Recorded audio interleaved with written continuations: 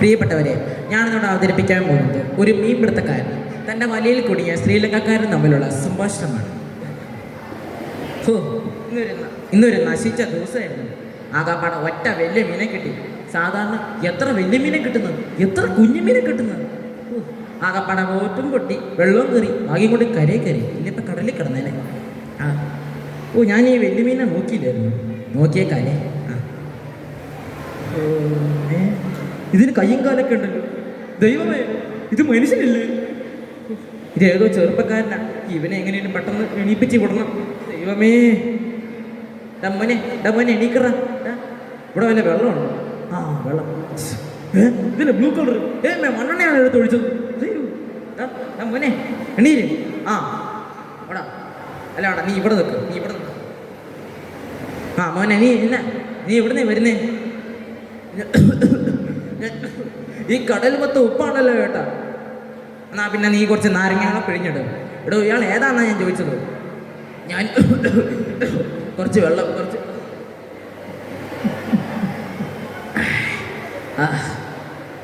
അതെ, ഇതും കൂടെ കഴിക്കും. ഇതൊന്നും എനിക്ക് തിന്നാൻ തിരിയെടുത്ത് തരുന്നേ.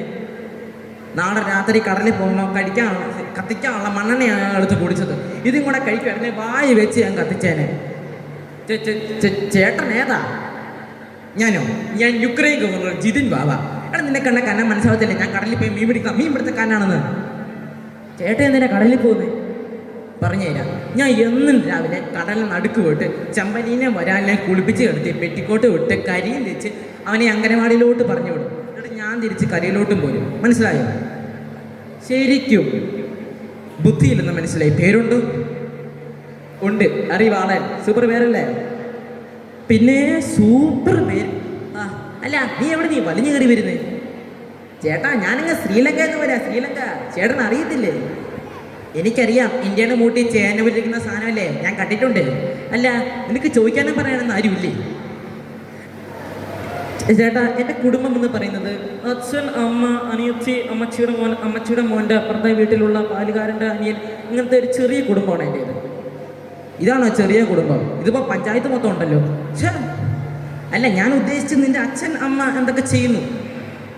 ചേട്ടാ, എൻ്റെ അച്ഛനൊരു കടയുണ്ട്. അത് വെറുതെ പോലീസുകാർ വന്ന് പൂട്ടിയിട്ട് പോയി.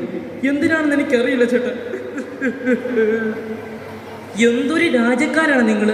നിന്റെ കുടുംബത്തെ പോറ്റിയാണല്ലേടാ അങ്ങേര് അത്രയും കഷ്ടപ്പെട്ട് കടയൊക്കെ നടത്തുന്നത്. അത് വെറുതെ പൂട്ടിക്കളയേ. ആ കടയുടെ പേരെന്നായിരുന്നു? ബോംബ് നിർമ്മാണം. അതാണ് ഞാനത്തെ. വെറുതെ അല്ല. നിന്റെ അച്ഛനും കണക്കാ, നീയും കണക്കാ. മത്തം കുത്തിയാൽ കുമ്പളം മുളയ്ക്കില്ലല്ലോ. അല്ല, നീ എന്തിനാ കടലിലേക്ക് എടുത്തിയാടിയത്? അതൊരു കഥയാണ് ചേട്ടാ. എനിക്കൊരു കാമുകി ഉണ്ടായിരുന്നു, തേൻമൊഴി. അവളെ ദിവസവും ചീത്ത വിളിക്കും. തേൻമൊഴി. ഞാനും അവളും തമ്മിലുള്ള കല്യാണം വരെ മുടങ്ങി. കാര്യം, ഞാനിത് പൊട്ടനാണെന്ന് അവൾ പറയുന്നത്. അവൾ നിന്നെ ഇത്ര മനസ്സിലാക്കി സ്ഥിതിക്ക് നീ അവളെ കെട്ടുന്നത് തന്നെയാണ് നല്ലത്. ചേട്ടനോട് എന്നെ ഇങ്ങനെ ഉപേക്ഷിക്കരുത്. ചേട്ടൻ കേൾക്ക്. ഞാനുണ്ടല്ലോ പണ്ട്. മിണ്ടരുത്. നോക്കിയേ, നമ്മളെ ഒരു നീലത്തിമിങ്ങനെ ആക്രമിക്കാൻ വരുന്നു. ഓടിക്കോ, ആക്രമിച്ച് കൊല്ലട്ടെ ചേട്ടാ. ചേട്ടൻ ഞാൻ പറയുന്ന കേൾക്ക്. ഞാനുണ്ടല്ലോ പണ്ട് ഭയങ്കര വലിയ സുന്ദരനായിരുന്നു. രക്ഷോട്ട് നീ പറയുന്ന തമാശ കേട്ടോണ്ട് ഞാൻ ആ തീനത്തിമിങ്ങനെ ചിരിച്ചോണ്ട് അങ്ങോട്ട് പോകുന്നു. കാര്യം തന്നെ രക്ഷോട്ട്. ചേട്ടൻ എന്ത് കേൾക്ക്. ഞാൻ ഒരു ദിവസം ഉണ്ടല്ലോ ഇവൾക്ക് ഒരു റോസാപ്പൂവും ഒരു ഡയറി മിൽക്കും മേടിച്ചു കൊടുത്തു. അന്നാണ് ഇവൾ ആദ്യമായിട്ട് എന്നെ ഇടിച്ചത്. ഇടിക്കരുത് അല്ല, അവൾക്ക് ഇഷ്ടപ്പെട്ട സാധനമൊക്കെ മേടിച്ചു കൊടുക്കുമ്പോൾ ഇടിക്കേണ്ട കാര്യം എന്താണ്? നീ എന്തൊരു കാമുകയാണ് നിൻ്റേത്. ഇവൾക്ക് എന്നാണ് മേടിച്ചു കൊടുത്തത്? അവളുടെ അച്ഛൻ മരിച്ചതിൻ്റെ ഒന്ന് റീത്ത് കൊണ്ട് വെക്കേണ്ട സമയത്ത് ഡയറി മിൽക്ക് കൊണ്ട് വെച്ച പിന്നെ അവൾ എന്ത് പറയൂടാ? വെറുതെ അവൾ നിന്ന് ഇട്ടിട്ട് പോയത്. നീ പറ. ചേട്ടൻ കേൾക്ക്. ഞാൻ ഒരു ദിവസം ഇവിടെ ആയിട്ട് തിയേറ്ററിൽ പോയി. അപ്പോൾ അപ്പുറത്തെ വീട്ടിലെ ബാബുവിനെ കൂടെ എൻ്റെ കൂടെ കൂട്ടി. അന്ന് ഇവള് എന്നെ വെറുതെ അടിക്കുകയും ചെയ്തു, ചീത്തയും വിളിച്ചു.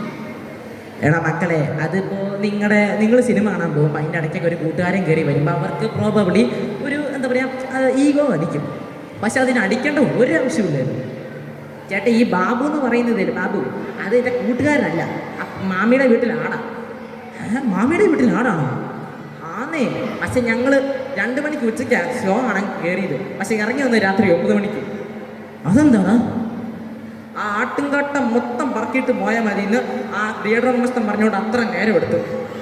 ഈ ആട് കാരണം എനിക്കൊരു വിഷയം ഉണ്ടായിട്ടുണ്ടെന്നേ. ഞാൻ ഈ ആടിനെ ഈ ബസ്സിൽ പോയായിരുന്നു, പ്രൈവറ്റ് ബസ്. അപ്പോൾ ഈ ആട്ടിൻകാട്ടം നേരത്തെ വീട് കഴിഞ്ഞാൽ ഈ ബസ്സിൽ വീണ് കഴിഞ്ഞാൽ അപ്പം കണ്ടിട്ടുണ്ട് ചീത്ത് വിളിക്കും. അപ്പം ഞാൻ എന്ത് ചെയ്ത് വീടിന് ആട്ടിൻകാട്ടം പിറക്കിയെടുക്കും പോക്കലിലിടും, പിറക്കിയെടുക്കും പോക്കലിലിടും. എന്നിട്ട് ഞാൻ 2 കപ്പലണ്ടിയൊക്കെ കഴിച്ച് വീട്ടിലെത്തിയപ്പോഴാണ് വിഷയം. കപ്പലണ്ടി അതേപോലെ ഇരിക്കുന്നു, ആട്ടിൻകാട്ടം കാണുന്നില്ല. അപ്പോൾ ടേസ്റ്റ് ഈ രുചിക്ക് വ്യത്യാസം തോന്നിയില്ല. ഇല്ല ഉപ്പൊക്കെ ഉണ്ടായിരുന്നു. ഉപ്പ അയ്യേ, നീ അത് വിട്. അല്ല നിനക്ക് ജോലിയൊക്കെ വേണ്ടടാ മോനെ, അവളെ നോക്കാൻ ജോലിയൊക്കെ വേണ്ടേ? ചേട്ടാ എനിക്ക് ജോലി ഉണ്ടെന്നേ, ഞാൻ JCB ഡ്രൈവറല്ലേ. പക്ഷെ അത് കാരണം എനിക്കൊരു നല്ല പണി കിട്ടിയിട്ടുണ്ട്. ഞാൻ നോക്കുമ്പോൾ എൻ്റെ ഈ കാമുകി തേനും വഴി അവളുടെ വീട്ടുകാരും കൂടെ എന്തോ കുഴിച്ചുകൊണ്ടിരിക്കുന്നു. ഞാൻ പിന്നെ ഒരു JCB ഡ്രൈവറാണല്ലോ. എൻ്റെ കഴിവ് തെളിയിക്കാനായിട്ട് ഞാൻ അവർ കുഴിച്ചുകൊണ്ടിരുന്ന സാധനം മറിച്ചങ്ങിട്ട് അതിന് ഇവളെ വീട്ടുകാരും നാട്ടുകാരും കൂടെ എന്നെ അടിച്ചു. എന്തൊരു നീട്ടുകാരി, എന്തൊരു നാട്ടുകാരി, എന്തൊരു കാമുകി, എന്തൊക്കെ കൊച്ചു കേരളത്തിൽ സംഭവിക്കുന്നേ. ചേട്ടാ കേരളമല്ല, ശ്രീലങ്ക. ഈ കൊച്ചു ശ്രീലങ്ക സംഭവിക്കുന്നേ. അല്ല അവരെന്തായിരുന്നു കുഴിച്ചുകൊണ്ടിരുന്നത്? അവളുടെ അച്ഛൻ മറ്റില്ലാണോ? അപ്പം അയാൾ അസ്ഥി കുഴിച്ചുകൊണ്ടിരിക്കുകയായിരുന്നു. അയാളുടെ അസ്ഥിയാണോ നീ കല്ലെറിയുന്ന മാതിരി ഒറ്റ ഏറിച്ചു കൊടുത്തത്? വെറുതെ അല്ല അവരിതിനെ അടിച്ചത്. ഷോ, നീ എന്താണ് ഇങ്ങനെ? എടാ അതൊക്കെ എന്നെ കണ്ട് പഠിക്കണം. നിന്റെ കാമുകി നിന്നെ ഇങ്ങനെയൊക്കെ അടിക്കുന്നില്ലേ? ഞാൻ അങ്ങനെയൊന്നല്ലായിരുന്നു. ഞാൻ എൻ്റെ ഭാര്യയെ വരച്ച വരയെ നിർത്തിയവനാ. ആണോ? അല്ല ഇപ്പം ചേച്ചി എവിടെയുണ്ട്? ചേച്ചി ഞാൻ വരച്ച വരെ നിർത്താൻ പോയതാ. അപ്പുറത്തെ വീട്ടിലെ സുധാകരൻ്റെ കൂടെ ഒളിച്ചോടിപ്പോയി. തീർന്നു, കാര്യം അവിടെ തന്നെ തീർന്നു. അവസ്ഥ ചേട്ടൻ അറിയാമോ? ഇവളെ വീട്ടുകാരും കൂടെ ഒരു ദിവസം കൂടി നിന്നിട്ട് എന്നോട് ചോദിച്ചു, ഇനി നിനക്ക് ഇവളെ വേണോടാന്ന് ചോദിച്ചു. ഞാൻ എൻ്റെ ഈ കാല് പൊക്കിയിട്ട് ഈ തള്ളവരലോണ്ട് വേണ്ടാന്ന് കഴിച്ചു. തള്ളവരലോണ്ട് വേണ്ടാന്ന് കഴിച്ചത്? ബാക്കി വല്ല ഒനങ്ങട ചേട്ടാ, എല്ലാം അടിച്ചോടിച്ച് ഇട്ടേക്കുമല്ലേ. 3-4 മാസത്തേക്ക് എൻ്റെ കൈയും കാലും മൂക്കും എല്ലാം ഇവനായിരുന്നു. Complete Tector. സംഭവം ഏത് വേഷം കിട്ടിയാലും ഇവൻ ചെയ്യും. അതാണ് ഇവൻ്റെ പോളിസി. പക്ഷേ ചേട്ടാ, ഇനി ഞാൻ അങ്ങോട്ട് പോകുമ്പോൾ അവരെന്നെ കൈയോടെ സ്വീകരിക്കും. കാരണം എന്നറിയോ? അവളും അവളുടെ വീട്ടുകാരും കൂടെ ഈ കടൽ കാണാൻ വന്നപ്പോൾ കളഞ്ഞിട്ട് പോയൊരു സാധനമുണ്ട്. അത് ഞാൻ കഷ്ടപ്പെട്ട് തപ്പിപ്പിടിച്ചെടുത്തിട്ടുണ്ട്. അതിവിടെ ഈ ചെറിയ കുടത്തിലെന്തോ മണ്ടയിൽ ഈ റെഡ് തുണിയൊക്കെ കെട്ടിയിട്ടുണ്ട്. അവളുടെ അച്ഛൻ്റെ എന്തോ ഓർമ്മയ്ക്കാന്നാണ് പറഞ്ഞത്. അത് ഞാൻ എടുത്ത് കാണിച്ചിട്ട് മനസ്സിലാവും. എന്നിട്ട് വലിയ അതിനകത്ത് ചിലപ്പോൾ കാണുമായിരിക്കും. നോക്കട്ടെ. ഇതാ സാധനം. 2 ചിതാഭസ്മം. കടലമേ ലവണ്ണത്തിന് ചിതാഭസ്മമാണോ നീ കടലിൽ പോയി എടുത്തുകൊണ്ട് വന്നത്? അയ്യോ,